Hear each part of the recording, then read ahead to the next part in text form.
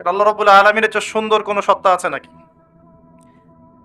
কিন্তু মুদ্রার অপর পিঠে আরো কিছু মানুষ থাকবে যাদের ভাগ্যে এই সৌভাগ্য নসিব হবে না, তাদেরকে বলা হবে জাহান্নামী।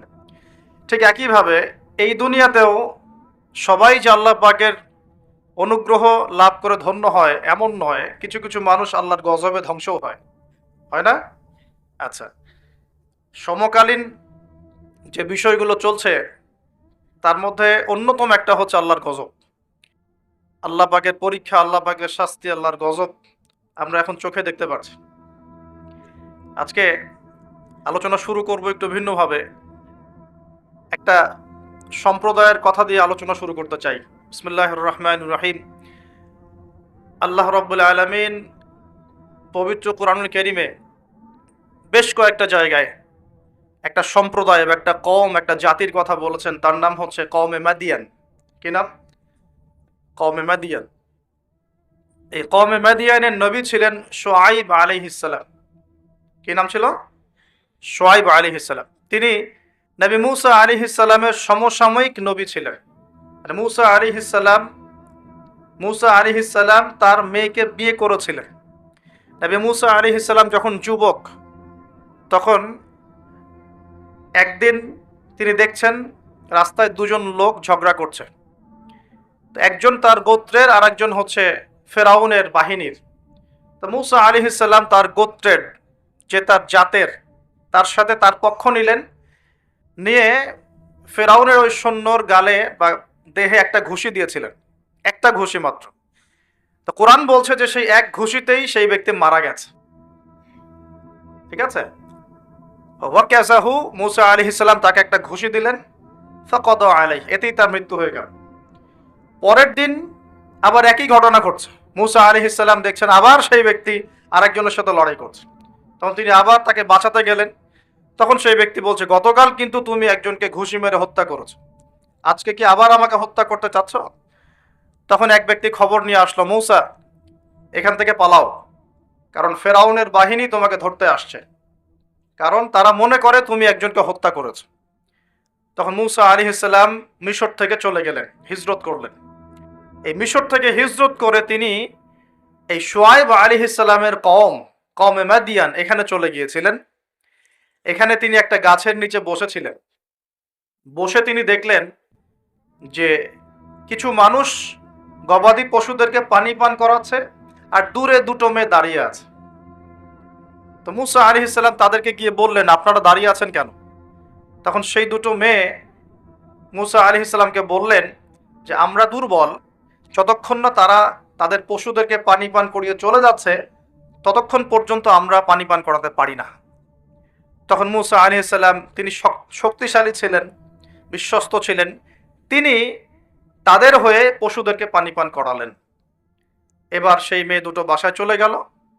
বাসায় চলে গিয়ে কিছুক্ষণ পর মূসা আলাইহিস সালাম আবার সেই গাছের নিচে বসে আল্লাহর কাছে একটা দোয়া করছেন। কি দোয়া? আল্লাহ পাক কোরআনে বলছেন, নবী মূসা আলাইহিস সালাম বলেছিলেন, রব্বি, হে আমার রব, ইন্নী লিমা আনজালতা ইলাইয়া মিন খায়রিন ফাকির।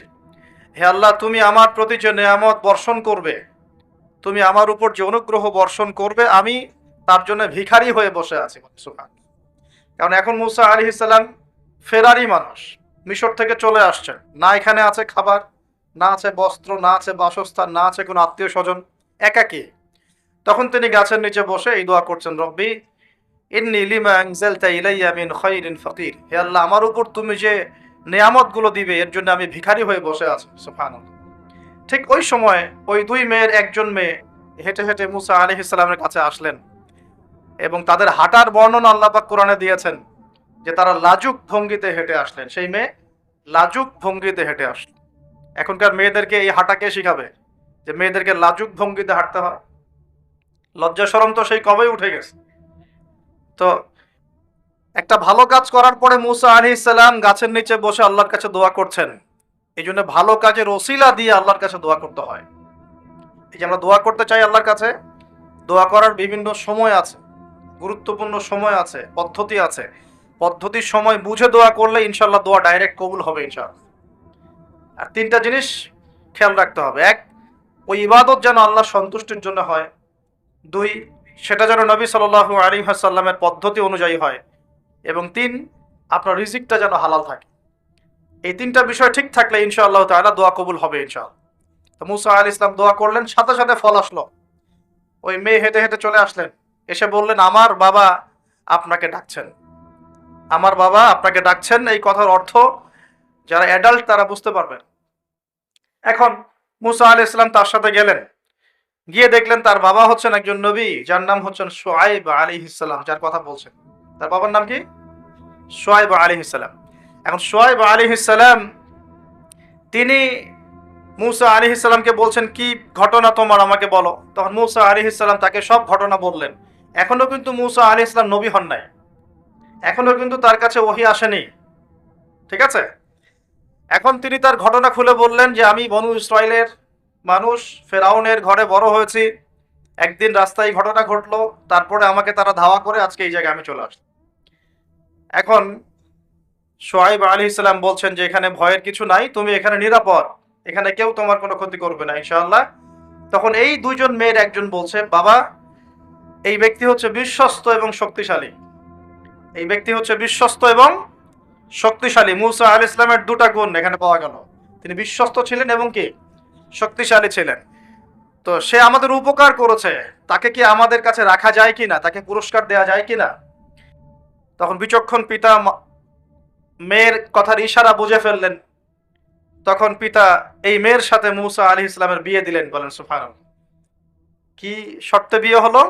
8 বছর শুআয়ব আলাইহিস সালামের যে আপনার কাজ করতে হবে, মানে খামার, শুআয়ব আলাইহিস সালামের যে প্রজেক্ট আছে সেখানে 8 বছর শ্রম দিতে হবে, চাকরি করতে হবে। 8 বছর দেখাশোনা করতে হবে তার প্রপার্টিস দেখাশোনা করা মানে কি? সব দেখভাল করা, ভালো মন্দ দেখাশোনা করা। তার ছিল ক্ষেত, ছিল জমি জমা, ছিল আপনার গবাদি পশু ছিল, এগুলো দেখাশোনা করতে হবে। তো মুসা আলাইহিস সালামকে শর্ত দিচ্ছেন 8 বছর আমার এখানে কাজ করতে হবে, আর তুমি যদি 2 বছর বেশি করো, 10 বছর পূর্ণ করতে পারো, এটা তোমার বিষয়। আর এই ওয়াদা আমার আর আল্লাহর মাঝখানে, তোমার আমার আল্লাহর মাঝখানে থাকবে। তো মুসা আলাইহিস সালাম রাজি হলেন এবং তিনি সেখানে থাকতে লাগলেন। তো পরবর্তীতে মুসা আলাইহিস সালামের কাছে নবুয়ত আসলো যখন তুর পাহাড়ে তিনি আগুন দেখতে পেলেন। তিনি সেখানে গিয়ে আগুন খুঁজছেন, আর তুর পাহাড়ের ডান দিক থেকে আল্লাহ রাব্বুল আলামিন আওয়াজ দিলেন, ইয়া মুসা, হে মুসা, ফাখলা'না আলাইক, তোমার জুতা খুলে আসো, ইন্নাকা বিল ওয়াদিল মুকাদ্দাস তুয়া, তুমি এখানে পবিত্র একটা জায়গায় এসেছো। মুসা আলাইহিস সালাম তো ভয় পেয়ে গিয়েছিলেন। আল্লাহ রাব্বুল আলামিন তাকে ওহী করলেন, তুমি নবী, আমার কাছে রাসূলরা ভয় পায় না, তোমার হাতে ওটা কি? মুসা আলাইহিস সালাম বলছেন, আমার হাতে লাঠি। কি করো লাঠি দিয়ে? আল্লাহ পাক বলছেন, মুসা আলাইহিস সালাম বলছেন, লাঠি দিয়ে আমি এই যে আমার গবাদি পশু এগুলোকে তাড়াই, গাছের পাতা পাড়ি ইত্যাদি। আল্লাহ পাক বলছেন, লাঠি ছুঁড়ে মারো। লাঠি ছুঁড়ে মারার সাথে সাথেই এটা একটা বড় অজগর হয়ে গেল, এবং মুসা আলাইহিস সালাম এটা দেখে পিছনে দৌড় দেওয়া শুরু করলেন। তখন আল্লাহ পাক ডেকে বললেন, ভয় পেও না, আমার কাছে যারা মুরসালিন রসুলগণ ভয় পায় না, তোমার হাতটা বগলের নিচে ঢুকাও। মুসা আলাইহিস সালাম হাত নিয়ে এই বগলের নিচে দিলেন, এবার বের করো। বের করলেন, দেখলেন হাত দিয়ে আলো বের হচ্ছে, মাশাআল্লাহ। এরপরে আল্লাহ পাক তাকে নবুয়ত দিলেন, যাও ফেরাউনের কাছে। কোন ফেরাউন? যেখান থেকে তুমি পালিয়ে এখানে এসেছো, ফেরাউনের কাছে গিয়ে ইযহাব ইলা ফিরআউনা ইন্নাহু তাগা, ফেরাউনের কাছে যাও, গিয়ে বলো যে সে সীমা লঙ্ঘন করেছে। কি সীমা লঙ্ঘন সেটা আমরা পরে দেখবো ইনশাআল্লাহ। আমরা মোটামুটি জানি ফেরাউন সম্পর্কে, সে কন্যা সন্তানদেরকে জীবিত রাখতো, পুত্র সন্তানদেরকে হত্যা করত, বনু ইসরাইলকে বিভক্ত করে শাসন করত, জুলুম করত, এবং তার সবচেয়ে বড় অপরাধ হচ্ছে সে নিজেকে খোদা দাবি করেছে। সে বলেছে, আনা রব্বুকুমুল আ'লা, আমি তোমাদের মহান রব। তো সে সীমা লঙ্ঘন করেছে, নাউযুবিল্লাহ। তো আল্লাহ পাক মুসা আলাইহিস সালামকে তার কাছেই পাঠাচ্ছেন, ফেরাউনের কাছে যাও, দাওয়াত পেশ করো। মুসা আলাইহিস সালাম বলছেন, আল্লাহ আমার তো জিহ্বায় জড়তা আছে, রব্বি ইশরাহ লি সদরি, আল্লাহ আমার বক্ষটাকে প্রশস্ত করে দেন, মানে আমাকে সাহস দেন। ওয়া ইয়াসসির লি আমরি, আমার কাজকে সহজ করেন। ওয়াহলুল উকদাতাম মিন লিসানি, আমার জড়তা, জিহ্বার জড়তাগুলো দূর করে দেন। ইয়াফকাহু কওলি, যাতে মানুষ আমার কথা বুঝতে পারে, আর আমার ভাই হারুন আমার চেয়ে ভালো কথা বলতে পারে। আল্লাহ হারুনকেও নবুয়ত দান করুন। আল্লাহ পাক হারুন আলাইহিস সালামকেও নবুয়ত দান করলেন, এবং দুজনকে বললেন, ইযহাবা ইলা ফিরআউন, তোমরা দুজন এখন ফিরআউনের কাছে যাও, ইন্নাহু তাগা, ফাকুলা লাহু কাওলান লাইয়িনা, ফেরাউনের কাছে গিয়ে তার সাথে নম্র ভাষায় কথা বলবে, তাকে আল্লাহর দিকে দাওয়াত দিবে। যদি সে দাওয়াত কবুল না করে তখন তাকে শাস্তির ভয় দেখাবে, এবং সে যদি বিশ্বাস না করে তাহলে অজগর এবং হাতের এই যে মোজেজা, এই মোজেজাগুলো তোমরা দেখাবে। যাই হোক, তো মূসা আলাইহিস সালাম নবুয়ত পেয়েছেন শুআয়ব আলাইহিস সালামের আন্ডার থাকার সময়। আমি তার কথা বলতে গিয়ে দিকে এসেছি। তো এই শুআয়ব আলাইহিস সালামের কওম ছিল কওমে মাদিয়ান। কি নাম ভাই? একটু বুঝবেন জিনিসটা, কওমে মাদিয়ান। তো এটা আসহাবুল আইকাও বলা হয়, তাদেরকে আসহাবুল আইকাও বলা হয়, কিন্তু এই জায়গাটার নাম ছিল কওমে মাদিয়ান, মাদিয়ান উপত্যকা। এখন শুআয়ব আলাইহিস সালাম খুব চমৎকার একজন বাগ্মী ছিলেন। বাগ্মী বলতে যিনি খুব সুন্দর করে কথা বলতে পারেন। আছে না এমন কিছু মানুষ সমাজে যারা খুব সুন্দর করে কথা বলতে পারে? তো শুআয়ব আলাইহিস সালাম নবীদের মধ্যে চমৎকার করে কথা বলতে পারতেন, এবং তার সাথে যুক্তি তর্কে কেউ পারত না। তিনি চমৎকার করে যুক্তি তর্ক উপস্থাপন করে সমাজের মানুষকে বোঝাতেন। আলহামদুলিল্লাহ, আমরা দোয়া করে আল্লাহ পাক সেই গুণাবলী আমাদের মধ্যে দান করুক। এখন তার কওমের সমস্যা ছিল কি? এক নাম্বার সমস্যা ছিল তার কওম আল্লাহর সাথে শিরক করত। এক নাম্বার কি করতো ভাই? শিরক মানে হচ্ছে আল্লাহর একত্ববাদের সাথে অংশীদার সাব্যস্ত করা। মনে রাখবেন, তার কওম এক নাম্বার কি অপরাধ করত? শিরক করত। দুই নাম্বার কুফর, শিরকের সাথে সাথে তারা কুফরি করত, আল্লাহ রাব্বুল আলামিন অনুগ্রহগুলোকে, নেয়ামতগুলোকে অস্বীকার করত। তিন নাম্বার, এই দুটোর পাশাপাশি ওদের অপরাধ ছিল যে তারা মাপে কম দিত। কি করত? মাপে কম দিত। তিন নাম্বার। চার নাম্বার, ওরা অন্যের সম্পদ, মানুষের সম্পদ অন্যায়ভাবে দুই নাম্বারই করে লুটে পুটে খাইত। এই চারটা ছিল ওদের মেজর অপরাধ। কয়টা অপরাধ? এই চারটা মারাত্মক মেজর অপরাধ। এখন আসেন, এদের কি পরিণতি হলো সেটা বলার আগে আমরা এই পাপগুলো নিয়ে একটু আলোচনা করি। এই পাপগুলো নিয়ে একটু আলোচনা করি সংক্ষিপ্ত করে। মাদিয়ান কওমের সর্বপ্রথম অপরাধ ছিল তারা আল্লাহর সাথে শিরক করত, মানে আল্লাহ পাকের তাওহীদের সাথে অংশীদার সাব্যস্ত করত।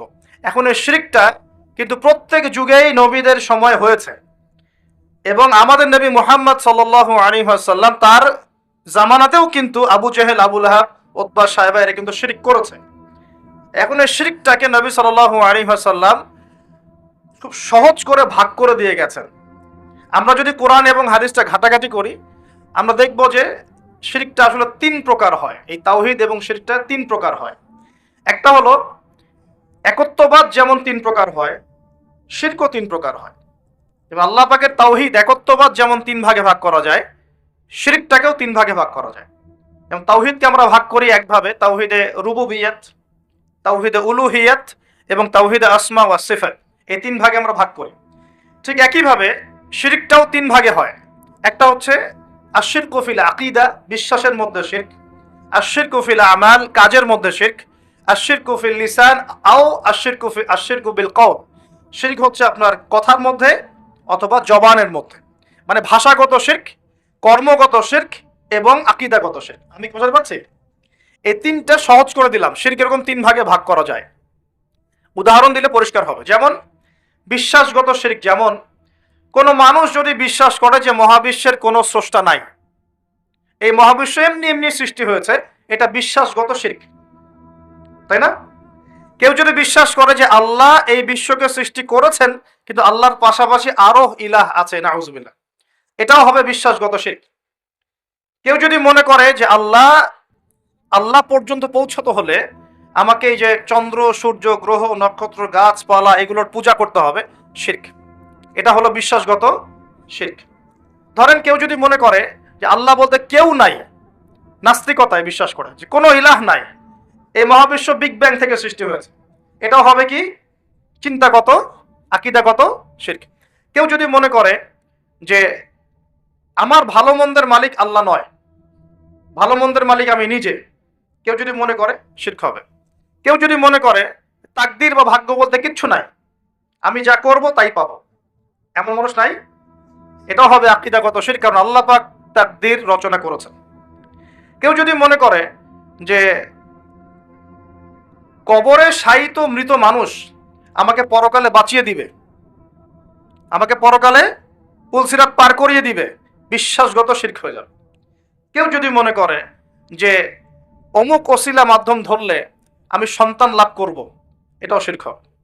সন্তান দেওয়ার মালিককে? কেউ যদি মনে করে আমি পরিশ্রম করি বলেই রিজিক প্রাপ্ত হই, শিরক হবে। আমি পরিশ্রম করি, কাজ করি, ব্যবসা করি, চাকরি করে বলেই 3 বেলা খেতে পারি, শিরক হবে। কে খাওয়ায়? কেউ যদি মনে করে যে আমি খুব রুটিন লাইফ লিড করি, ভালো মন্দ বেঁচে চলি, ভালো ভালো খাই, ব্যায়াম করি, এই কারণে আমি সুস্বাস্থ্যের অধিকারী, শিরক হবে। সুস্বাস্থ্য দিয়েছেন কে? কেউ যদি মনে করে যে আমার হাতে একটা আংটি আছে, এই আংটি খুলে ফেললে আমার রোগ হবে, এটা হবে বিশ্বাসগত শিরক। কেউ যদি মনে করে আংটিটা খুলে ফেললে আমার রোগ বেড়ে যাবে, অথবা আংটি খুলে ফেললে আমি মারা যাব, আমার কোনো ক্ষতি হবে, বিশ্বাসগত শিরক। কেউ যদি মনে করে যে ভালোগুলো সব আল্লাহর পক্ষ থেকে আসে আর খারাপগুলো শয়তানের পক্ষ থেকে আসে, এটাও শিরক। কারণ ভালো মন্দ দুটোই কার পক্ষ থেকে আসে? আল্লাহর পক্ষ থেকে। চুল আঁচড়াচ্ছেন, চিরুনিটা হাত থেকে পড়ে গেল। কেউ যদি মনে করে এখন মেহমান আসবে বাসায়, এটা হবে একটা শিরকি আকীদা। বাসা থেকে বের হয়েছেন, হঠাৎ করে হোঁচট খেলেন, এই কাপড়টা আটকে গেল, আপনি মনে করছেন হয়তো বাইরে গেলে কোনো অমঙ্গল অকল্যাণ হতে পারে, বিশ্বাস করলেই শিরক। কেউ যদি মনে করে যে রাস্তার পাশে লোক বসে আছে টিয়া পাখি নিয়ে, ও আমার ভাগ্য বলতে পারে, বিশ্বাস করলে শিরক। কেউ যদি পত্রিকা খুলে দেখে রাশি ফলে লেখা আছে তুমি সিংহ রাশি, তোমার আজকের দিনটা এমন যাবে, বিশ্বাস করলে শিরক। কেউ যদি হাত দেখায় জ্যোতিষীকে, দেখিয়ে বলে যে আমার ভবিষ্যৎ বলে দেন, আমার কয়টা বিয়ে হবে, কয়টা বাচ্চা হবে, কেউ যদি বিশ্বাস করে, তাহলে শিরক হবে। এরকম অসংখ্য শিরক হতে পারে, আমি বলে শেষ করতে পারবো না, যেগুলো মানুষের চিন্তার সাথে সম্পৃক্ত। কিসের সাথে সম্পৃক্ত? এই চিন্তার সাথে যে শিরকগুলো সম্পৃক্ত, এগুলোকে আমরা বলি আশিরকু ফিল আকীদা বা বিশ্বাসগত শিরক। তুমি বুঝতে পারছি? আমি সহজ করে দিচ্ছি। 2 নাম্বার হচ্ছে আশিরকু ফিল আমাল, কাজের মধ্যে শিরক। কেমন?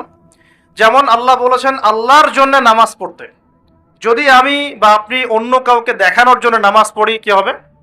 শিরক হবে। আল্লাহ বলেছেন আল্লাহর সন্তুষ্টির জন্য দিনের জ্ঞান অর্জন করতে, এখন আমি যদি জ্ঞান অর্জন করি এই জন্য যে মানুষ আমাকে অনেক বড় বক্তা বলবে, অনেক বড় আলেম বলবে, মুফতি মুফাসসির বলবে, হ্যাঁ সবাই দাওয়াত করে খাওয়াবে আমাকে, ইত্যাদি ইত্যাদি, দুনিয়ার স্বার্থ থাকলেই এটা শিরক হয়ে যাবে। কি হবে? শিরক হয়ে যাবে। আল্লাহ পাক বলেছেন যে আল্লাহ রাব্বুল আলামিনকে সেজদা করতে, এখন আমরা যদি কোনো জড় পদার্থকে সেজদা করা শুরু করি, কি হবে? যদি কোনো মানুষকে সেজদা করি, যদি কোনো মৃত মানুষকে সেজদা করি, আচ্ছা এটা ক্লিয়ার রাখবেন নাকি? আল্লাহ পাক বলেছেন আল্লাহর জন্য কুরবানি করতে, ফাসাল্লি লিরাব্বিকা ওয়ানহার, আল্লাহর জন্য কুরবানি করি আমরা, অন্য কারোর জন্য করি? যদি আল্লাহ ছাড়া অন্য কাউকে সন্তুষ্ট করার জন্য কেউ কুরবানি করে, কি হবে? শিরক হবে। আল্লাহ বলেছেন দান সদকা করতে আল্লাহর সন্তুষ্টির জন্য, এখন আমি দান সদকা করলাম, বড় একটা ফুটানি, যে আমাকে মানুষ বড় দানবীর বলবে, এরকম বিশ্বাস করলে, মনের মধ্যে নিয়ত থাকলেই শিরক হয়ে যাবে। হজ করতে বলেছেন আল্লাহ পাক আল্লাহকে সন্তুষ্ট করার জন্য, এখন আপনি হজ করে আসলেন এবং টাইটেল লাগিয়ে বেড়াচ্ছেন আমি অমুক আলহাজ হাজি সাহেব, ঠিক আছে? মানুষ আমাকে আলহাজ বলবে, হাজি সাহেব বলবে, মানুষ আমাকে তখন ভোটটা দিবে, ভোটের সময় তখন আমাকে মানুষ ভোটটা দিবে, ওই স্বার্থ যদি থাকে শিরক হয়ে যাবে। আমি বুঝাতে পারছি না মনে হয়? ইবাদত বন্দেগীর ক্ষেত্রে যদি আল্লাহর সন্তুষ্টি ছাড়া অন্য কারো সন্তুষ্টি উদ্দেশ্য থাকে, শিরক হয়ে যাবে। বুঝতে পারছি কি? আচ্ছা, যেমন নজর মানত করতে হয় কার জন্য? আল্লাহর জন্য। আপনি যদি অন্য কাউকে সন্তুষ্ট করার জন্য নজর মানত করেন, কি হবে? শিরক হবে। আল্লাহ রাব্বুল আলামিন তার কাছে দোয়া করতে বলেছেন, এখন আপনি যদি অন্য কারো কাছে দোয়া করা শুরু করেন, চাওয়া শুরু করেন, কি হবে? আল্লাহ পাক আল্লাহর জন্য কুরবানি করতে বলেছেন, কিছু মানুষ জিনদের জন্য কুরবানি করে এখনো সমাজ, জিনকে বশ করার জন্য, তাবে করার জন্য এবং জিন কেন্দ্রিক জাদুবিদ্যার চর্চা করার জন্য মানুষ জিনদের সামনে কুরবানি করে এখনো। পার্বত্য অঞ্চলগুলো ঘুরলে আপনারা দেখতে পারবেন। এবং মানুষ জাদুবিদ্যার চর্চাও করে, কেউ যদি কুফরি তন্ত্র মন্ত্র এসব জাদুবিদ্যার চর্চা করে, শিরক হয়ে যাবে। এরকম প্রচুর কাজ আছে যেগুলো আমলগত শিরক, কাজগত শিরক। একটা গেল চিন্তাগত শিরক, একটা গেল কি কাজগত আমলগত শিরক। আরেকটা হতে পারে কথায়, লিসান বা জবানে, আল কওল ফিল কওল, কথা জবান এগুলোর মধ্যে শিরক হতে পারে। যেমন এই যে যদি আপনাকে জিজ্ঞাসা করি ভাই কেমন আছেন, তো বললো যে আপনার দোয়ায় ভালো আছে, আপনার দোয়ায় ভালো আছে। যদি বলতেই হয় বলতে হবে আলহামদুলিল্লাহ আপনার দোয়ায় ভালো আছে, আলহামদুলিল্লাহ আল্লাহর সন্তুষ্টি, আল্লাহর ইচ্ছা, অতঃপর আপনার দোয়ায় ভালো আছে। জিজ্ঞাসা করছি আপনার মা কেমন আছে, যদি কেউ বলে মা খুব অসুস্থ ছিল, ভাগ্যিস একজন ভালো ডাক্তার পেয়েছিলাম, না হলে মাকে বাঁচানো যেত না, কথা বলার সাথে সাথেই শিরক হয়ে গেছে। বুঝতে পারছেন না মনে হয়? কেউ যদি বলে যে আগামীকাল বৃষ্টি হবে, আগামীকাল বৃষ্টি হবে, এখনো কিন্তু বৃষ্টির কোনো আলামত দেখা যাচ্ছে না, এমনি বললো যে আগামীকাল বৃষ্টি হবেই, বলার সাথে সাথে কি হবে? যদি এভাবে বলে যে আকাশে মেঘ দেখা যাচ্ছে, ইনশাআল্লাহ আগামীকাল বৃষ্টি হতে পারে, তাহলে শিরক হবে না, তাহলে শিরক হবে না। আপনি কি করবেন? ইনশাআল্লাহ আমি আগামীকাল এই কাজটা করব, আমি আগামীকাল এই অমুক কাজটা করব, এই কথাটা বললে শিরকের গন্ধ থাকবে। যদি বলেন ইনশাআল্লাহ আমি আগামীকাল এই কাজ করব, তাহলে ঠিক আছে। এরকম অনেক। নাম কি? বলছে আমার নাম শাহিন শাহ। নাম কি? শাহিন শাহ মানে রাজাদের রাজা, রাজাদের রাজা। কে রাজাদের রাজা? নামগত শিরক হয়ে গেছে। অনেক সময় আমরা নাম নিয়ে অনেক মস্করা করি না, বলি যে কি মফিজ, হ্যাঁ, তারপরে অনেক বিভিন্ন নাম বলে, খালেক, এই খালেক, এই মফিজ, এইভাবে নাম ধরো টাকা যাবে না।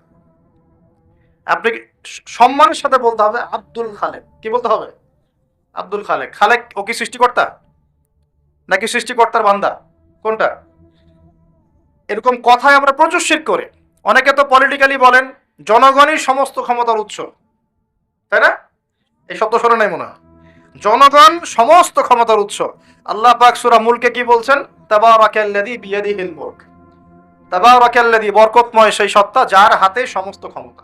কুলিল্লাহুম্মা মালিকাল মুলক। মুলকের মালিক কে? রাজত্বের মালিক কে? রাজত্বের মালিক জনগণ না আল্লাহ? যদি আল্লাহ রাব্বুল আলামিনের বিধিবিধানগুলোকে, আল্লাহ পাকের বিধিবিধানগুলোকে কেউ মনে করে যে না এই বিধিবিধানগুলো এখন চলে না, আগে চলতো, এটা বলার সাথে সাথে শিরক হয়ে গেছে। বুঝতে পারছেন না? আল্লাহ পাকের বিধিবিধানগুলো এখন চলে না, আগে চলতো, ওই যুগে চলতো, এই যুগে চলে না, বলার সাথে সাথে শিরক হয়ে গেছে। কেউ যদি এই যে ইসলাম নিয়ে ঠাট্টা মস্করা করে, এই এরা তো মৌলবাদী, এরা তো ধর্মান্ধ লোকজন, এই যে টিটকারি মস্কারি, এই টিটকারি মস্করা করার সাথে সাথেই শিরক হয়ে গেছে। আল্লাহ পাক সূরা তওবায় বলেছেন এটা কুফরিও হয়েছে, শিরকের সাথে সাথে কুফরিও হয়েছে। এরকম অনেক ব্যাপার আছে। আমরা বলি যে আমরা যা বিধান দিচ্ছি এই বিধান আল্লাহর বিধানের চাইতে ভালো, এরকম কেউ মনে করলে বললেই শিরক হয়ে যাবে, শিরকের সাথে কুফরিও হয়ে যাবে, দুটোই হয়ে যাবে। যদি বলে না আল্লাহর বিধানের চেয়ে বেশি ভালো না, কিন্তু আল্লাহর বিধানের সমান, সমান বললেও শিরক হয়ে যাবে, কুফরি হয়ে যাবে। আমি কি বুঝাতে পারছি ভাই? মানে কথার মধ্যে প্রচুর শিরক করি আমরা, প্রচুর শিরক করি। সবচেয়ে মারাত্মক এই হচ্ছে শিরকের পাপ। কারো আমল নামায় যদি শিরকের পাপ না থেকে অন্য যে কোনো পাপ থাকে, আল্লাহ তার নবীকে ওয়াদা করেছেন সেই পাপ মাফ করে দিব ইনশাআল্লাহ। আল্লাহ পাক মেরাজের আলোচনা হচ্ছিল মনে একটু আগে, তো মেরাজের রাতে আল্লাহ পাক নবী সাল্লাল্লাহু আলাইহি ওয়াসাল্লামকে 3টা স্পেশাল গিফট দিয়েছেন। কয়টা? 3টা স্পেশাল গিফট দিয়েছেন, 3টা হাদিয়া, হাদিয়া তৌফা। প্রিয় নবীকে ভালোবেসে, আমাদের নবীকে আল্লাহ পাক সবচেয়ে বেশি ভালোবাসেন না? এক, তোমার উম্মতের উপর 50 ওয়াক্ত নামাজ, যেটা কমতে কমতে কমতে কমতে কত আসছে? 5। আর কমানোর জন্য কোন নবী ফোর্স করছিলেন? নবী মুসা আলাইহিস সালাম, যার কথা একটু আগে বলছিলাম। কারণ তিনি বলছিলেন যে আমার উম্মতের উপর 2 ওয়াক্ত নামাজ ফরজ ছিল, সেটাই উম্মত ঠিক মতো আদায় করতে পারতো না। 5 ওয়াক্ত নামাজ আপনার উম্মত পারবে না, রাসূলুল্লাহ আপনি যান আরো কমিয়ে নিয়ে আসেন। মুসা আলাইহিস সালাম দূরদর্শিতা ছিল না তার? আসলে দেখেন তো আমাদের সমাজে 5 ওয়াক্ত নামাজ কতজন পড়ে? আসলে কি বেশিরভাগ মানুষ নামাজি না বেশিরভাগ মানুষ বেনামাজি, কোনটা? তাহলে ওনার দূরদর্শিতা কিন্তু ঠিক ছিল। এগুলোকে গায়েবের খবর বলে না। ওই যে বললাম আকাশে মেঘ জমেছে, আকাশে মেঘ জমেছে, এখন আপনি ছাতা নিয়ে বাসা থেকে বের হয়েছে, এটা কি আপনি গায়েবের খবর জানেন? আপনি বসির আছে, আপনার দূরদর্শিতা, আপনি দেখতে পাচ্ছেন। ফেরেশতারা কি বলেছিল? আতাজআলু ফিহা মান ইউফসিদু ফিহা ওয়া ইয়াসফিকু দিমা। আল্লাহ আপনি পৃথিবীতে এমন কাউকে পাঠাতে যাচ্ছেন পৃথিবীতে গিয়ে ফিতনা ফাসাদ সৃষ্টি করবে আর রক্তপাত ঘটাবে, মানুষ সেই কাজ পৃথিবীতে করছে কিনা? তার মানে কি ফেরেশতারা গায়েবের খবর জানে? না, তাদের বসিরা, কারণ এই কাজটা আগে জিন জাতি করেছিল। তো যেটা বলছিলাম, একটা হচ্ছে 50 ওয়াক্ত নামাজ। 2 নাম্বার, আল্লাহ পাক সূরা বাকারার শেষের 3টা আয়াত দিয়েছেন। কয়টা আয়াত? কোন বর্ণনা এসেছে 2টা আয়াত, আর কোন বর্ণনা আছে শেষের 3টা আয়াত। লিল্লাহি মা ফিস সামাওয়াতি, এখান থেকে ফানসুরনা আলাল কওমিল কাফিরিন পর্যন্ত এই 3টা আয়াত যে ব্যক্তি রাত্রেবেলা পড়ে ঘুমাবে সারা রাত ইবাদত করার নেকি পাবে ইনশাআল্লাহ। পারা যাবে না এটা পড়তে? আজকের লেকচার শোনার পরে যতদিন বেঁচে থাকবেন একদিনও এই আয়াতগুলো না পড়ে ঘুমাবেন না ইনশাআল্লাহ। পারবেন তো ইনশাআল্লাহ? আলী রাদিয়াল্লাহু আনহু বলতেন, কোন বুদ্ধিমান মানুষ রাতের বেলা এই 3 আয়াত না পড়ে ঘুমাতে পারে না। যার বুদ্ধি আছে সেটা না পড়ে ঘুমাইতে পারে না। কারণ এই 3টা আয়াত তেলাওয়াত করে ঘুমালে আপনি সারা রাত নফলের ইবাদত পাচ্ছেন, নেকি পাচ্ছেন। সারা রাত নফল ইবাদতের নেকি পাচ্ছেন, এবং রাতের বেলা যে যে জিন, হ্যাঁ, জাদু, কুফরি কালাম, দৃশ্য অদৃশ্যের যে ক্ষতিগুলো আছে, এই সব কিছু থেকে আল্লাহ আপনাকে হেফাজত করবে ইনশাআল্লাহ। অতএব এটা একটা গিফট আল্লাহ পাক দিয়েছেন মেরাজের রাতে। মেরাজ নিয়ে আলোচনা হয়, কিন্তু মেরাজের সবচেয়ে মূল জিনিসগুলো আমরা আমল করি না। মেরাজের রাতে এসেছে 5 ওয়াক্ত নামাজ, ওই নামাজই তো পড়ি না। আপনাকে আলোচনা আমি ধারাবাহিকভাবে শোনাই, কি করব? নামাজ তো আগে পড়তে হবে। তারপরে কোরআন দিয়েছেন আল্লাহ পাক, সূরা বাকারার শেষের 3 আয়াত। এই এতটুকুও মুখস্থ করতে পারে না মুসলিম উম্মার যুবকরা। এদিকে একদম Bankimchandra, Saratchandra physics, chemistry, biology, ইতিহাস, সাহিত্য সব পড়ে শেষ করে ফেলাইছে। হুমায়ুন আহমেদ, হুমায়ুন আজাদ পড়ে শেষ, হিমু হয়ে ঘুরে বেড়াচ্ছে রাস্তাঘাটে, কিন্তু তাই না? কিন্তু সূরা বাকারার শেষের 3টা আয়াত মুখস্থ বলতে পারে না। এই জেনারেশন দিয়ে কিছুই হবে না। এই জেনারেশনকে পরিবর্তন করতে না পারলে না তার উম্মার কোনো খেদমতে কাজ করতে পারবে, না দেশের জন্য কিছু করতে পারবে। দেশের জন্যও কিছু করতে পারবে না, উম্মার জন্য করা তো অনেক দূরের কথা। সারাদিন পরে আছে গার্লফ্রেন্ড নিয়ে, মাদক দ্রব্য নিয়ে, পর্নোগ্রাফি নিয়ে, এই মাদক, গাঁজা, ইয়াবার আসর নিয়ে। তারপরে কোনো কোনো ক্ষেত্রে দেখা যায় হকি স্টিক নিয়ে মারামারি করে বেড়াচ্ছে, হল দখল করবে। হয় না এগুলা? যুবকদের অধঃপতনের মূল কারণ হচ্ছে এখন মাদক, তারপরে মেয়ে, নারীর নেশা, পতিতাবৃত্তি, পর্নোগ্রাফি, গার্লফ্রেন্ড বয়ফ্রেন্ডে যে ফ্রি মিক্সিং, সামনে আবার ওই যে ভ্যালেন্টাইন্স নাকি আসবে, ওটার আলোচনা কালকে করবো ইনশাল্লাহ, আজকে না। তো এগুলো নিয়ে আমাদের যুব সমাজকে ব্যস্ত রাখা হয়েছে, অথচ এই যুবকরা এখন 5 ওয়াক্ত নামাজ, নামাজের হুকুম আহকাম, ওযুর নিয়ম কানুন, ফরজ, ওয়াজিব, সুন্নত, মুস্তাহাব, হ্যাঁ, ফিকহের মাসলা মাসাইল, কোরআন রিডিং পড়তে পারা, এই বেসিক জ্ঞানগুলো পর্যন্ত অর্জন করছে না। তাহলে কি তাদেরকে দিয়ে আমাদের উম্মার অগ্রগতি হবে বলে মনে হয়? হবে। যতদিন পর্যন্ত না তাদেরকে আমরা পরিবর্তন করতে পারছি না, ততদিন হবে না। যদি পরিবর্তন করতে পারি ইনশাআল্লাহ পরিবর্তন করা যাবে তো ইনশাআল্লাহ। আমরা রাজি আছি তো ইনশাআল্লাহ? যুব সমাজ ওয়াদা করতে পারেন তো ইনশাআল্লাহ যে আমরা সবাই কোরআন পড়া শিখবো, 5 ওয়াক্ত নামাজ পড়বো, মাদকের ধার কাছেও যাব না, এবং এই মেয়েদের পিছনে ঘুরবো না, পর্নোগ্রাফি দেখবো না, ঠিক আছে? এবং পশ্চিমা সংস্কৃতির ধাঁচে আমরা জীবনকে গড়বো না। আফসোস লাগে, প্রায়ই বলি কথাটা, উপর লেভেল থেকে শুরু করে বাথরুমের কমোড পর্যন্ত সবই এখন পশ্চিমাদের অনুকরণে চলছে আর কি। একদম আমাদের নবীজি বলেছেন বাম পায়ে ভর দিয়ে ইস্তেঞ্জা করো। এখন আপনি বাথরুমে যায় কিভাবে করবেন ইস্তেঞ্জা? সব বাথরুম তো ইংলিশ, সব ইংলিশ। মানে এখন আমরা লন্ডন বানাতে চাই সব জায়গায় আর কি। যারা আমাদেরকে 200 বছর শাসন করলো, আমরা ওদের সুন্নত নিয়ে পড়ে আছি। 200 বছর শাসন করেছে, লাথি দিয়েছে আমাদের বাবাদের বুকের মধ্যে, আমাদের বাপ দাদাদের বুকে, পিঠে, পাছায় লাথি মারছে এই ব্রিটিশটাই। আর আমরা ওদেরকে এখন নম করি বসে বসে। চেহারা ওর মতো, চুল কাটছে ওর মতো। সিলেটেড আমি বেশি দেখি, চুলের কি কাটিং, সব লন্ডন কাটিং, মাশাআল্লাহ। হ্যাঁ, সুন্নত নাই, বাবরি নাই। দেখবেন যে আপনি এই দিক ছিলে রেখে দিয়েছে একদম গোল করে ঘুরে, মাঝখানে এতটুকু চুল আছে। এই কাটিং কোত্থেকে আসলো? কোত্থেকে আসলো? কার সুন্নত ফলো করতেছো তোমরা? তোমরা কার সুন্নত ফলো করছো? তোমাদের কি মনে হয় যে নবী সাল্লাল্লাহু আলাইহি ওয়াসাল্লাম আনস্মার্ট মানুষ ছিলেন? আমাদের নবীর সুন্নত হচ্ছে ভালো কোনো সুন্নত হয়? তার রুচিবোধ কি আমাদের চেয়ে উন্নত ছিল না? তিনি সবসময় টিপটাপ পরিপাটি থাকতেন, কাপড় চোপড়, ওঠা বসা, চলাফেরা, কথাবার্তা, আতর সুগন্ধি ব্যবহার করা, তার বসত বাড়ি অলওয়েজ নিট অ্যান্ড ক্লিন, পরিষ্কার।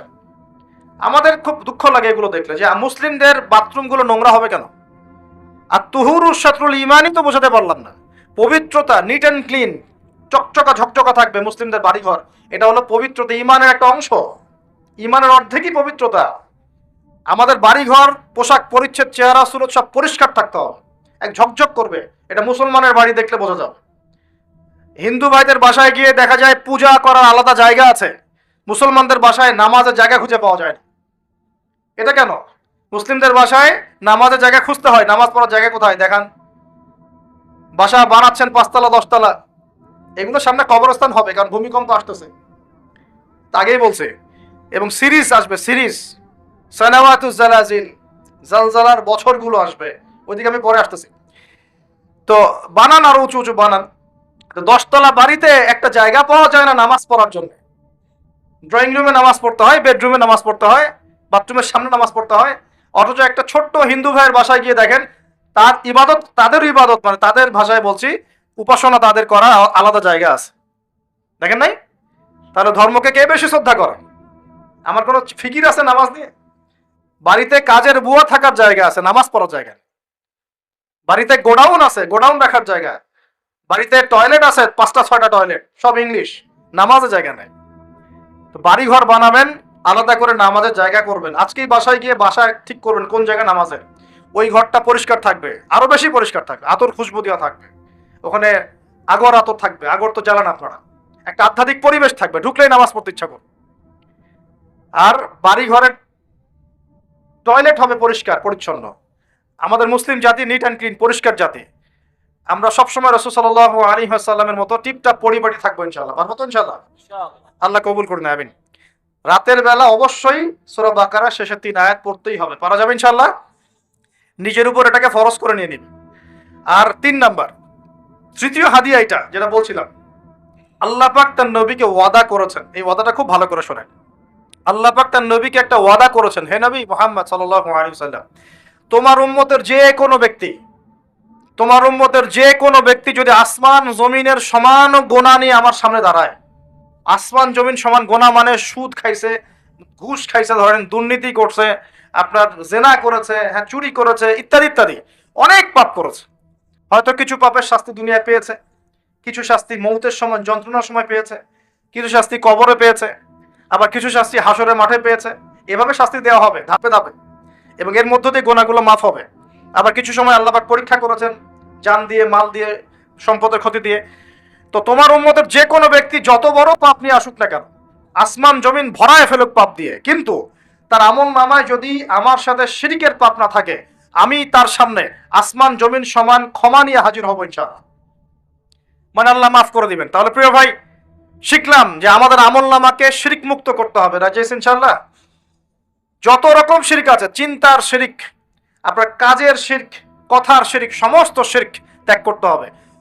আমাদের রবকে, খাওয়ানকে, সন্তান দেনকে, বাঁচানকে, মারেনকে, রিজিকের মালিককে, ভালো মন্দের মালিককে, ইহকাল পরকালে কল্যাণের মালিককে, আমার ইবাদত পাওয়ার যোগ্যকে, আমার ভালোবাসা পাওয়ার যোগ্যকে, আমি ভয় করব কাকে, আমি শ্রদ্ধা করব কাকে, আমি সবচেয়ে বেশি সম্মান করব কাকে, আমি কার জন্য বাঁচবো, কার জন্য মরবো, কার জন্য জীবন উৎসর্গ করব, সব কার জন্য হবে।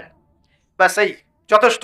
লা ইলাহা ইল্লাল্লাহ এর মানে এইটাই, মানে হচ্ছে আল্লাহ পাকই সবকিছু, আল্লাহ ছাড়া কিছুই নাই, আল্লাহর জন্যই সবকিছু। লা ইলাহা ইল্লাল্লাহ আমরা ক্ষেত্র বিশেষে মানি। এখন যেমন দেখাচ্ছি, মসজিদে গিয়েছি, এখানে মাশাআল্লাহ লা ইলাহা ইল্লাল্লাহ মানছি। ঠিক আমি ব্যবসা করতে চলে গেলাম, ওখানে গিয়ে মাপে কম দেওয়া শুরু করলাম, আমার মনে হচ্ছে আল্লাহ আমাকে এখন দেখছেন না। তার মানে ব্যবসায় লা ইলাহা ইল্লাল্লাহ নাই, মসজিদে আছে। এরকম হয় না? আবার একজন চাকরি করতে গিয়েছে, টেবিলের নিচ দিয়ে ঘুষ নিচ্ছে, ওর মনে হয় এখানে হয়তো লা ইলাহা ইল্লাল্লাহ নাই। আবার একজন সুদ খাচ্ছে অর্থনৈতিক জীবনে গিয়ে, তার ধারণা এখানে আল্লাহ পাক তাকে ধরবেন না, এটা দুনিয়ার বিষয়, আর মসজিদটা হচ্ছে আখিরাতের বিষয়। আমরা ইসলামটাকে এরকম ভাগ করে ফেলেছি। কেউ পলিটিক্স করতে আসছে, তার মনে হয় যে এখানে লা ইলাহা ইল্লাল্লাহের দরকার নাই, এখানে আমি যা ভালো বুঝি তাই, সমাজের নিয়ম করুন আমি যেমন করবো তেমন, আল্লাহর বিধান পরে, এগুলো পরে দেখা যাবে। ওই যুগে চলতে এই যুগে চলে না, এমন চিন্তা এখন মানুষের, এমন চিন্তা না। শিক্ষা অর্জন করতে গিয়েছেন, এখানে লা ইলাহা ইল্লাল্লাহ দরকার নাই, লা ইলাহা ইল্লাল্লাহ মসজিদে হবে, মাদ্রাসা হবে, চিন্তাটা এমন। অথচ জীবনের প্রতিটা ক্ষেত্রে লা ইলাহা ইল্লাল্লাহ বাস্তবায়ন না করা পর্যন্ত কেউ মুমিন মুসলিম হতে পারছে না, পারবেও না। ইবাদত করছি, এখানে যেমন আল্লাহ ছাড়া কোনো ইলাহ নাই, অর্থনৈতিক জীবনেও আল্লাহ ছাড়া কোনো ইলাহ নাই। ঠিক একইভাবে শিক্ষা জীবনেও আল্লাহ ছাড়া কোনো ইলাহ নাই, আমার পারিবারিক জীবনেও আল্লাহ ছাড়া কোনো ইলাহ নাই, আমার পলিটিক্যাল লাইফেও আল্লাহ ছাড়া কোনো ইলাহ নাই। এর নাম লা ইলাহা ইল্লাল্লাহ। এই হলো বিষয়। একটা কথা প্রাসঙ্গিক এসেই যায়, মুহাম্মদুর রাসূলুল্লাহ তাহলে কি? মুহাম্মদুর রাসূলুল্লাহ হচ্ছে জীবনের প্রতিটা ক্ষেত্রেই এই একমাত্র ব্যক্তি আমার আদর্শ, উনি ছাড়া আমি কাউকে আদর্শ রূপে গ্রহণ করতে পারি না। এই হলো মুহাম্মদুর রাসূলুল্লাহ। চেহারা থেকে শুরু হবে, আমার চেহারা হবে তার মতো, চুল দাড়ি তার মতো, পোশাক আশাক তার মতো, আমার বাড়িঘর তার মতো। বাড়িঘর তার মতো বলতে তার রুচিবোধ, তার সুন্নত অনুযায়ী। নবী সাল্লাল্লাহু আলাইহি ওয়াসাল্লামের মাটির বাড়ি, আপনি চাইলে ইট পাথরের করতে পারেন, কোনো সমস্যা তো নাই, কিন্তু সেই বাড়িতে নবীর সুন্নত ছাড়া অন্য কোনো সুন্নত চলবে না, চলবে? আচ্ছা, আপনার পরিবার, এটা হবে মুহাম্মদ সাল্লাল্লাহু আলাইহি ওয়াসাল্লামের আদর্শে। শিক্ষার জীবন রাসূলের আদর্শে, ব্যবসায়ী জীবন রাসূলের আদর্শে, চাকরি করতে গিয়েছেন তার আদর্শ মেনে চলতে হবে, সমাজনীতি পরিচালনা করছেন তার আদর্শ মানতে হবে, মানতে আপনি বাধ্য। আপনি আরো বড় দায়িত্ব পেয়েছেন, বিশ্ব নেতা হয়েছেন, তখন বিশ্বটাকে চালাতে হবে তার সুন্নত মতো, আপনি তখন বাধ্য এটা করতে। যদি না করেন তাহলে মুহাম্মদুর রাসূলুল্লাহ ওই জায়গায় নাই। মুহাম্মদুর রাসূলুল্লাহ কি দাড়ির মধ্যে খালি, এই খাবার পরে মিষ্টি খাওয়ার মধ্যে, সিন্নি খাওয়ার মধ্যেই মুহাম্মদুর রাসূলুল্লাহ, নাকি জীবনের সব ক্ষেত্রেই মুহাম্মদুর রাসূলুল্লাহ থাকবে? এই আকীদা ক্লিয়ার করতে হবে আগে। হ্যাঁ, আমি জানি, এখন আমি আমার মন্তব্য বলছি, আমি জানি যে একজন মানুষের পক্ষে সবকিছু আমল করা একই সময় একই সাথে কঠিন, সম্ভব না। আর এই বিশ্বটা আসলেই সম্ভব না, কিন্তু আমাদের চেষ্টা থাকবে না? চেষ্টা করতে হবে কিনা? আমরা আজকে থেকে নিয়াত করি যে আমরা জীবনের প্রতিটা ক্ষেত্রেই লা ইলাহা ইল্লাল্লাহ মানব ইনশাআল্লাহ, এবং জীবনের প্রতিটা ক্ষেত্রেই মুহাম্মদ রাসূলুল্লাহ বাস্তবায়নের চেষ্টা করব ইনশাআল্লাহ। আল্লাহ পাক আমাদের সবাইকে কবুল করুন, বলি আমিন। আল্লাহ পাক সবাইকে তৌফিক দান করুন। শুআয়ব আলাইহিস সালামের কওম এই শিরকের পাপের মধ্যে লিপ্ত ছিল। আমি কি শিরক বোঝাতে পেরেছি ভাই? কিছুটা ওলা পেরেছেন তো? একটা কিছু এরকম বই পাওয়া যায় বাজারে, আকীদা সংক্রান্ত, আকীদা তাহাভিয়া, আল ওয়াসাতিয়া, এরকম কিছু বই আছে। কোরআন সুন্নাহর আকীদা, কোরআন সুন্নাহর আলোকে বিশুদ্ধ আকীদা, তারপর শিরক কি ও কেন, কিতাবুত তাওহীদ, এরকম কিছু বই পাওয়া যায়। এগুলো কিনলে আপনি শিরকের বিভিন্ন ক্যাটাগরিজ গুলো জানতে পারবেন, কিভাবে শিরক হতে পারে। আল্লাহ পাক আমাদের সবাইকে জ্ঞান অর্জন করার তৌফিক দান করুন। এবার আসেন, শুআয়ব আলাইহিস সালামের কওমের দ্বিতীয় পাপ ছিল কুফর, যেটা আমরাও, আল্লাহ মাফ করুক, আমরাও সেই পাপের মধ্যে লিপ্ত আছি। কুফর মানে কি? আল্লাহকে অস্বীকার করা, আল্লাহকে অস্বীকার করা। যেমন এই যে কিছু মানুষ আছে, যে মানুষগুলো 5 ওয়াক্ত নামাজ পড়াকে ফরজ মনে করে না, এরা স্পষ্ট কুফরি করছে। কে বলেছে? নবী সাল্লাল্লাহু আলাইহি ওয়াসাল্লাম। যে বলছেন, মান তারাকা সালাতা মুতাআম্মিদান ফাকাদ কাফারা, কেউ যদি নামাজ, ফরজ নামাজ ইচ্ছা করে ছেড়ে দেয়, নামাজের ফরজিয়াতকে অস্বীকার করে, ফাকাদ কাফারা, সে কুফরি করলো। বলি নাউযুবিল্লাহ। অনেক ভাই আছেন না, নামাজ পড়ে না, সবাইকে নামাজের দাওয়াত দিচ্ছি আমরা। আল্লাহ পাক আমাদের সবাইকে 5 ওয়াক্ত নামাজ জামাতে পড়ার তৌফিক দান। সফরে আছেন, মুসাফির আছেন, আপনার জন্য ওজর আছে, কিন্তু নরমালি মুকিম অবস্থায় জামাত ধরার চেষ্টা করতে হবে। আল্লাহ পাক তৌফিক এনায়েত করুন। এবং আমাদের বাড়ি ঘরের চাইতে মসজিদগুলো হবে সুন্দর, বড়, ঝকঝকা, নিট অ্যান্ড ক্লিন। আর এত বেশি মসজিদের দরকার নাই। আমরা একটা খেয়াল করি কি, একটা এলাকার মধ্যেই 10-20টা মসজিদ, দেখেন নাই? মসজিদের সংখ্যা কমায়, মসজিদ বড় করেন, যাতে সমাজটা বড় হয়। এভাবে সমাজ ভাগ হয়ে গেছে। আপনার টাকা আছে, বাসার সামনে একটা মসজিদ করছে, আরেক ভাই তার বাসার সামনে একটা করছে, আরেক ভাই তার বাসার সামনে। এখানে 10 জন নামাজ পড়ে, ওখানে 15 জন, এখানে 20 জন। যদি একটা থাকতো, সবাই এসে নামাজ পড়তো, এখানে লোক হইতো 100 জন। কোনটা ভালো? এই ইউনিটিটা ভালো। নামাজের, জামাতের নামাজ আমাদেরকে ঐক্য শিখায়। কি শিখায়? ঐক্য শিখায়। আমরা এভাবে ভাগ করে ফেলছি। অনেক সময় দুঃখজনক দেখা যায়, কিছু মাসআলাগত কারণেও মসজিদ ভাগ করে ফেলে মানুষ। আমি এই মাসলাকের মানুষ, আমি এই মাসআলা মানি, আমি এই তরিকার মানুষ, মসজিদ ভাগ। সেইভাবে নামাজ পড়ে, সেইভাবে পড়ে। এগুলো কি উম্মার উপকার হচ্ছে? দূরদর্শিতা কাকে বলে? দূরদর্শিতা এই বিষয়টাকে বলে, ধরেন ইহুদি, খ্রিস্টান, কাফের, মুশরিক, মুনাফিকদের সাথে মুসলিমদের একটা সংঘর্ষ হচ্ছে, তখন যে মুসলিম ভাই আপনাকে গালি দিয়েছিল, তার সাথে কাঁধে কাঁধ মিলিয়ে আপনাকে লড়তে হবে। এর নাম দূরদর্শিতা। বুঝতে পারছেন না কথা? যে মুসলিম ভাই আপনাকে গালি দিয়েছে, বা যার সাথে আপনার একটু মনোমালিন্য হয়েছে, সেই মুসলিম ভাইকেও আপন করে নিয়ে প্রকৃত শত্রুদেরকে ডিফেন্ড করার নাম হচ্ছে ইসলাম। বুঝতে পারেননি মনে? এটা খেয়াল করবেন। মসজিদ ভাগ করতে যাবেন না। আর মসজিদের বিষয়ে আমি একটা কথা বলি, যে মসজিদগুলোকে আলাদা করে নিয়ে উম্মার ঐক্যগুলোকে নষ্ট করেন না। আল্লাহর ওয়াস্তে সবাই ভাই ভাই হয়ে যান। আমাদের মধ্যে অনেক ভেদাভেদ থাকতে পারে, আকীদাগত কিছু, মাযহাবগত, মানহাজগত, তরিকাগত কিছু ভেদাভেদ থাকতেই পারে। থাকতে পারে মানে এটা কিন্তু শুরু থেকেই ছিল, তাই বলে কিন্তু আমরা আলাদা হয়ে যাই নাই। দুঃখজনক, এখন আমরা কাকের চেয়েও খারাপ হয়ে গেছি। কার চেয়ে? কাকের চেয়ে। কাকের কথা বলেছিলাম একটা লেকচারে। কাক হচ্ছে পৃথিবীর প্রথম খুনাখুনির সাক্ষী, মনে আছে? হাবিল কাবিলের খুনের সাক্ষী কে? কাক। কাক ঠোকর দিয়ে দিয়ে দেখিয়েছে যে কিভাবে ভাইকে দাফন করতে হয়। একটা কাক কিন্তু কাকের গোশত খায় না। একটা কাককে আপনি মারবেন, দেখবেন এলাকার সব কাক জড়ো হয়ে গেছে, আপনার বিরুদ্ধে চিল্লানো শুরু করো। কিন্তু এখন মুসলমান মুসলমানের সম্পদ খায়, মুসলমান মুসলমানের ইজ্জত খায়, মুসলমান মুসলমানের জান খায়, মুসলমান মুসলমানের মান খায়। তা আমরা কি কাকের চেয়ে উত্তম হলাম না অধম হলাম? কথা ঠিক না বেঠিক বলেন? প্রিয় ভাইরা, প্রকৃতি থেকে শিক্ষা নিতে হয়, উম্মার ঐক্যের দরকার আছে। অতএব আমরা 5 ওয়াক্ত নামাজ তো জামাতে পড়বো এবং ঐক্যবদ্ধ থাকার চেষ্টা করবো। আল্লাহ পাক তৌফিক এনায়েত করুন বলি আমি। একটু ওয়াদা করা যায় যে ইনশাআল্লাহ তাআলা আসন্ন রমজানের আগেই আমরা যারা নামাজ পড়ি না 5 ওয়াক্ত নামাজটা জামাতে পড়বো ইনশাআল্লাহ। আমরা যারা কোরআন পড়তে জানি না রমজান মাস আসার আগেই কোরআন পড়া শিখবো ইনশাআল্লাহ। যে যেরকম পাপের মধ্যে লিপ্ত আছে আজকের ওয়াজ শোনার পরে পাপগুলো থেকে তওবা করবো ইনশাআল্লাহ। জীবনের শেষ দিন পর্যন্ত আজকে যে আমলগুলোর কথা শুনছি, নামাজ পড়া, রমজান মাসে রোজা রাখা, তাসবিহ তাহলিল করা, জিকির আজগার করা, কোরআন তেলাওয়াত করা, এই আমলগুলো জারি রাখবো ইনশাআল্লাহ। রাজি আছি ইনশাআল্লাহ? আল্লাহ তৌফিক ইনায়েত করুন বলি আমিন। প্রিয় ভাইয়েরা, কুফরি কাকে বলে? যেটা বলছিলাম, আল্লাহ পাকের বিধানকে অস্বীকার করা। এখন একজন ব্যক্তি মনে করেন নামাজ পড়ে, বুঝেন, নামাজ পড়ে কিন্তু যাকাত দেয় না। নামাজটাকে সে স্বীকার করে ঠিকই, যাকাতকে স্বীকার করে না। আমার কথা বোঝার চেষ্টা করেন।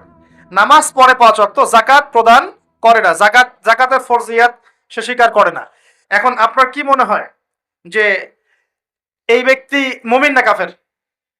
কি মনে হয়? আপনার কাছে মনে হচ্ছে মুমিন, তাই তো?